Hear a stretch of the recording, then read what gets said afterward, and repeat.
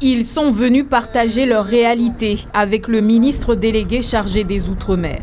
Ces professionnels de la pêche peinent à exercer leur métier malgré des eaux riches en ressources. La seule chose, c'est que la ressource, si on veut la préserver et qu'on veut répondre à la souveraineté alimentaire de l'île, ce qui est le grand mot à la mode, il faut peut-être que les gros se serrent un peu plus la ceinture. Et les gros, c'est les tonniers bateaux-usines qui font des petites boîtes, qui sont basées aux Seychelles, qui viennent pas piller, mais qui viennent pêcher dans des conditions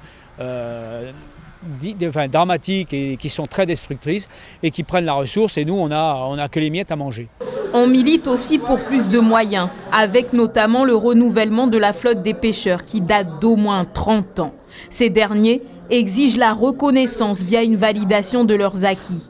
Le ministre s'engage à porter le message à Bruxelles dès septembre. On va dire à Bruxelles 2-3 choses. Et 2, faisons les choses par ordre d'urgence. Ordre d'urgence, elle est ici, sur le problème des études, etc. Je vois le président de l'Ifremer aussi, mais c'est pas possible qu'on en reste là avec les senneurs qui passent là.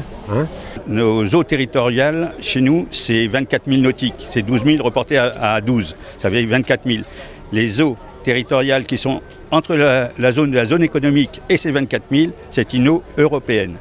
Donc l'Union européenne ne reconnaît pas les parcs naturels marins. Donc j'ai bien peur qu'ils leur répondent « oui, mais on est chez nous ». Alors maintenant, quels sont les arguments que l'État français va développer? On verra bien ça après le 8. Au milieu des nombreuses revendications, quelques batailles remportées. On nous dit à partir du 1er janvier, l'affaire maritime mahorais sera autonome, sera dirigée par le préfet. Ce n'est pas le cas aujourd'hui qu'on dépend de la Réunion. Là, c'est très important. Parce que le contrôle, tout ça, ça va se faire à Mayotte. Ce n'est pas de l'autre côté qui va décider ce que nous subissons aujourd'hui. Les pêcheurs attendent donc des changements sans crier victoire.